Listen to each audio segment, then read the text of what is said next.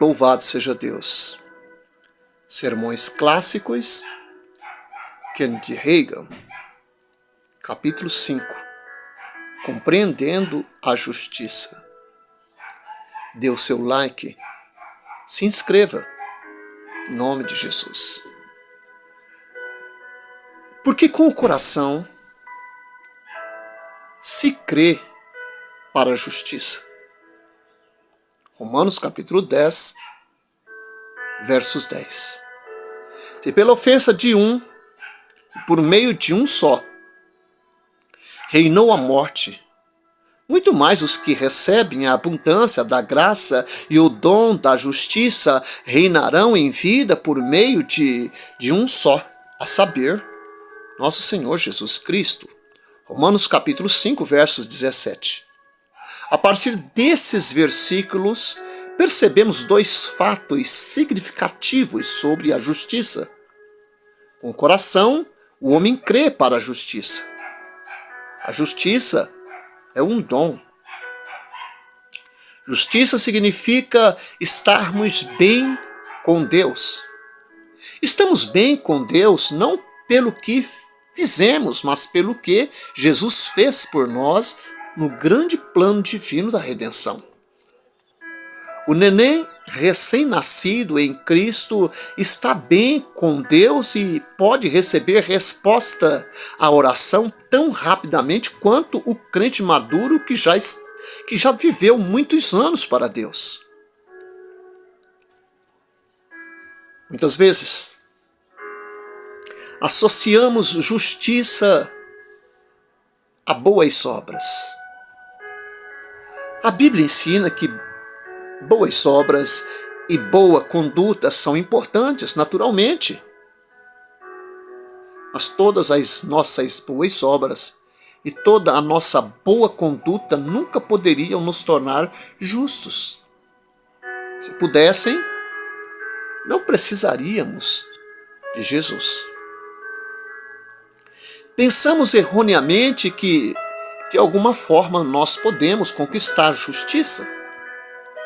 Graças a Deus, podemos crescer no Senhor e nos desenvolver espiritualmente. Mas não é trabalhando que alcançaremos justiça. Não podemos conquistá-la, ela é um dom de Deus. Você nasceu de novo. Nunca será mais justo do que é agora. Quando chegar no céu, você não será nem um pouco mais justo do que é hoje. Como você se torna justo?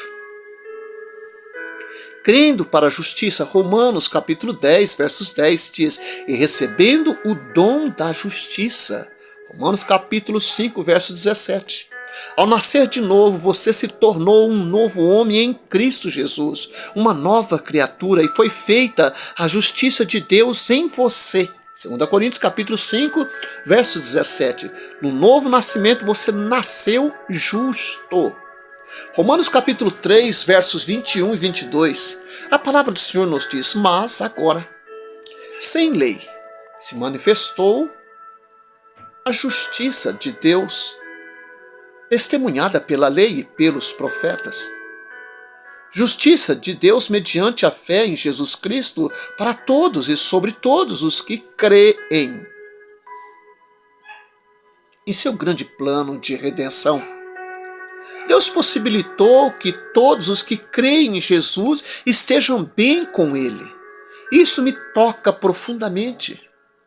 É muito importante que os crentes entendam que foram justificados em Cristo. É provável que a falta de compreensão sobre a justiça mantenha mais pessoas na escravidão do que qualquer outra coisa. Minha opinião é esta: justiça é um dos assuntos menos compreendidos na Bíblia. Na minha experiência pessoal, o fato de não haver compreendido a justiça quase custou a minha vida.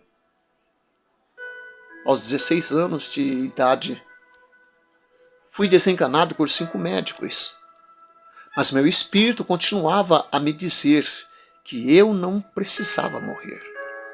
Seu espírito sabe de coisas que sua cabeça não sabe, especialmente se seu espírito é nascido de Deus. Meu coração me disse que havia esperança e socorro na palavra de Deus. Então, enquanto estava de cama e quase totalmente paralisado, estudei a palavra, me esforçando para manter uma mente aberta.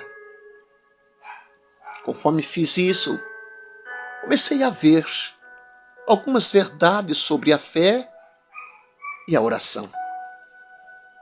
E quando li essas grandes afirmações feitas por Jesus em Marcos capítulo 11, versos 23 e 24, meu espírito pulou de alegria dentro de mim. Impressionado, decidi procurar um texto nas Escrituras que falasse sobre fé e oração. Isso me levou a Tiago capítulo 5. Tiago capítulo 5, versos 14 a 15, que diz: está alguém entre vós doente? Chame os presbíteros da igreja, e estes façam oração sobre ele, ungindo-o com óleo em nome do Senhor.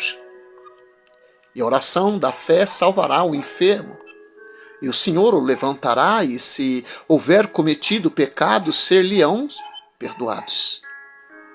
Ao ler que os doentes deveriam chamar os presbíteros da igreja, lágrimas brotaram dos meus olhos. Pensei que uma pessoa precisasse fazer isso para ser curada, e eu não conheci nenhum presbítero que acreditasse em cura divina. Então o Espírito Santo, que é nosso professor, falou comigo e chamou a minha atenção sobre algumas coisas.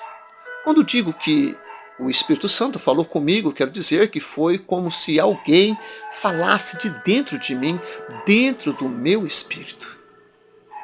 O Espírito Santo disse: você percebeu que Tiago capítulo 5, versos 15 diz: a oração da fé salvará o enfermo? Eu li de novo: sim, respondi, está dizendo isso. Você pode fazer essa oração, tanto quanto qualquer pessoa, disse a voz dentro de mim.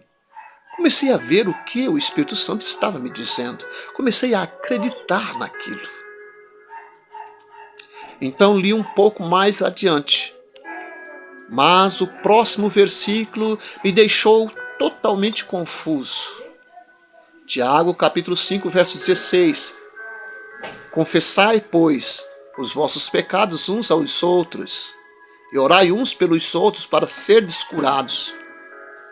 Muito pode, por sua eficácia, a súplica do justo. Quando li aquilo, o diabo se aproveitou da minha falta de entendimento e tentou me enganar. Ele sabia que eu ignorava o significado de justiça. Bem, sim, disse o diabo. Você poderia fazer a oração da fé e receber a cura, se você fosse justo. Veja o que diz Tiago 5,16. Muito pode, por sua eficácia, a súplica do justo. Quando Satanás falou comigo, era como se uma voz falasse em minha mente. Perceba que Satanás não contradisse o que o Espírito Santo havia me falado. O diabo não disse: você não pode fazer a oração da fé. Ele sabia que eu acreditava que podia orar com fé. Em vez disso, o diabo procurou outra forma de me enganar. Fez com que eu relembrasse minhas falhas e erros do passado, trazendo-os de volta à minha mente. Você realmente pode dizer que é justo? Ele perguntou.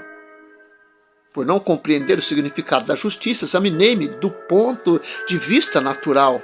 À luz dos meus pecados e falhas do passado, eu definitivamente não era o que considerava justo. Minha resposta foi: não, eu não posso, eu não sou justo. Então comecei a raciocinar. Se eu vivesse o suficiente, talvez pudesse me desenvolver espiritualmente até me tornar justo. De acordo com Tiago capítulo 5, verso 16, se algum dia eu me tornar justo, serei um perito na oração. Deixei de lado esse assunto porque certamente eu não tinha o perfil de um justo. Minha ignorância sobre justiça permitiu que Satanás me privasse de ser curado naquela época. Algo que Deus já havia providenciado para mim, queria que eu tivesse já naquele momento. Meses mais tarde, ainda na cama, o próximo versículo nesse texto de Tiago 5 chamou a minha atenção, quando eu li os versos 17 e 18. Elias era homem semelhante a nós, sujeito aos mesmos sentimentos, e orou com instância para que não chovesse sobre a terra, e por 3 anos e 6 meses não choveu. E orou de novo, e o céu deu chuva, e a terra fez germinar seu fruto.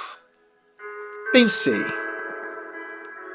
se Elias é dado como exemplo de um homem justo, que orou e teve bons resultados, vou estudar sobre ele na Bíblia.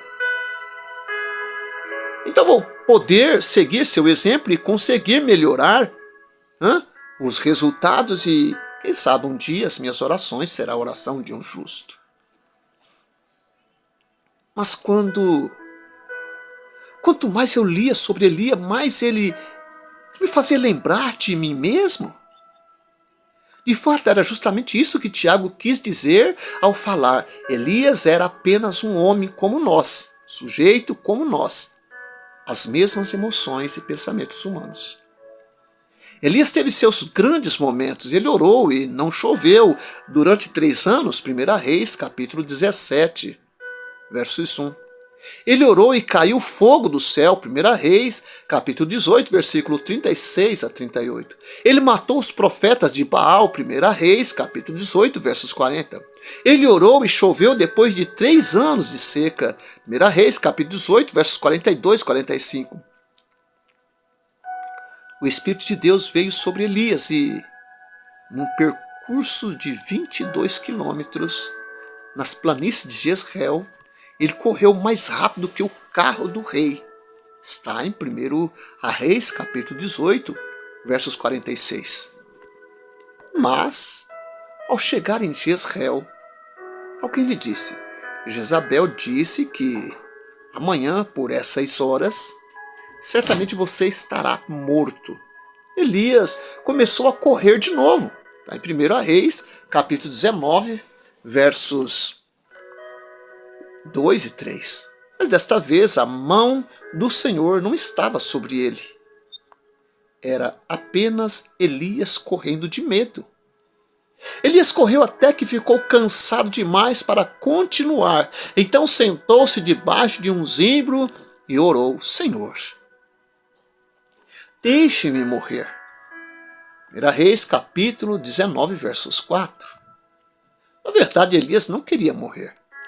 Se realmente quisesse, porque não havia ficado onde estava. Jezabel se encarregaria de matá-lo. Por que então ter tanto trabalho de fugir para longe para depois morrer? Não, Elias não queria morrer. Ele pediu a morte da mesma forma que uma pessoa, quando frustrada, diz: eu deveria estar morto. Veja, Elias era um homem sujeito às mesmas paixões que nós. Deus disse: Elias, o Senhor deve me deixar morrer. Sou o único que sobrou. Todos os outros o abandonaram, menos eu. Há pessoas que dizem: ninguém mais tenha a verdade, exceto eu e meu pequeno grupo. É tão bom saber que elas estão erradas. Deus teve que corrigir Elias. Também conservei em Israel 7.000, todos os joelhos que não se dobraram para Baal, e toda a boca que o não beijou. 1 Reis, capítulo 19, verso 18. Conforme lia sobre Elias no Antigo Testamento, pensei, como pode Deus chamar Elias de justo? Ele não se encaixa no meu conceito de um homem justo. Temos problemas quando substituímos nossas ideias pela palavra de Deus. Ainda assim, inspirado pelo Espírito Santo, Tiago o citou como exemplo de um homem justo em oração. Continuei a estudar a palavra enquanto estava de cama. Descobri então o Salmo 32. Salmos 32, versos 1 e 2 diz: Bem-aventurado aquele cuja iniquidade é perdoada, cujo pecado é coberto. Bem-aventurado o homem a quem o Senhor não atribui iniquidade. Vim a descobrir que sobre a antiga aliança Deus estabeleceu um sistema por meio do qual o sangue de inocentes animais poderia ser derramado para cobrir os pecados de seu povo. Assim sendo, Deus não atribuiu iniquidade aos israelitas, atribuiu-lhes justiça. Isso significa que ele os considerou justos. Comecei a ver que no Novo Testamento temos uma aliança superior, fundamentada em promessas superiores. Hebreus capítulo 8, verso 6. Nossos pecados não são cobertos, somos purificados do pecado pelo sangue de nosso Senhor Jesus Cristo. 1 João capítulo 1, versos 7 e 9. 2 Coríntios capítulo 5, versos 17 a 21, a palavra do Senhor diz assim: E assim, se alguém está em Cristo, é nova criatura. As coisas antigas já passaram, eis que se fizeram novas. Aquele que não conheceu o pecado, ele o fez pecado por nós, para que nele fôssemos feitos justiça de Deus. Em Cristo nos tornamos novas criaturas, nele nos tornamos a justiça de Deus. Ao ver que Satanás tinha tentado me enganar por minha falta de conhecimento sobre justiça, comecei a dizer: sou a justiça de Deus em Cristo. Sou aquele homem justo sobre quem Tiago falou, cuja oração muito pode. Eu sou um perito na oração. Logo saí daquela cama e caminhei curado. Se você está em Cristo, também pode ser um perito na oração. A eficaz e fervorosa oração de um homem justo muito pode. Tiago 5,16. Tire proveito do poder que está disponível através da oração. Esse poder não funciona automaticamente sem que você faça algo. O que produz resultado é o conhecimento combinado à ação. Assuma seu lugar na oração como um crente justo em Cristo e saiba disso, Deus vai ouvir sua oração tão profundamente, tão prontamente quanto ouve a de qualquer outro. Você está bem com Deus como qualquer outro pregador ou pastor ou crente. Deus ouvirá e responderá sua eficaz e fervorosa oração. Romanos capítulo 5, verso 17, vamos ver novamente. Se pelas ofensas de um, e por meio de um só, reinou a morte, muito mais os que recebem a abundância da graça e o dom da justiça reinarão em vida por meio de um só, a saber, Jesus Cristo. Outra tradução diz: reinarão como reis. Nos dias de Paulo, havia muitos reis governando sobre domínio terreno. No domínio de um rei, sua palavra era a autoridade final. As pessoas o obedeciam qualquer que fosse a ordem. Ele reinava. A palavra de Deus diz que nós reinaremos onde? Nesta vida. Como? Por Cristo Jesus, porque fomos feitos a justiça de Deus em Cristo Jesus. Louvado seja Deus. Jesus, que é plenamente justo, tornou-se nossa justiça. Nossa posição diante de Deus é segura. Portanto, podemos nos apresentar diante de Deus como se nunca tivéssemos pecado, podemos nos apresentar diante dele sem nos sentirmos condenados ou inferiores. Não admira a palavra dizer: acheguemo-nos, portanto, confiadamente, junto ao trono da graça, a fim de recebermos misericórdia. Louvado seja Deus! E achegarmos graças para socorro em ocasião oportuna. Está em Hebreus capítulo 4, verso 16. Jesus é a causa de tudo isto. Nesta vida, todos nós enfrentaremos os ataques do inimigo. Não podemos encarar o diabo sem medo. Estamos tranquilos, Jesus morreu por nós e nos deu vitória. Não estamos mais na árvore do conhecimento do bem e do mal, mas sim na videira verdadeira que é Cristo. Então nós podemos encarar o diabo sem medo. Ele não pode nos acusar quando já fomos feitos justiça. Quando você tem consciência de que, através de Jesus, está bem com Deus, pode enfrentar Satanás com a autoridade que lhe é dada, em nome de Jesus, e exercer domínio sobre o diabo, os demônios e a doença. Você saberá que está justificado em Jesus.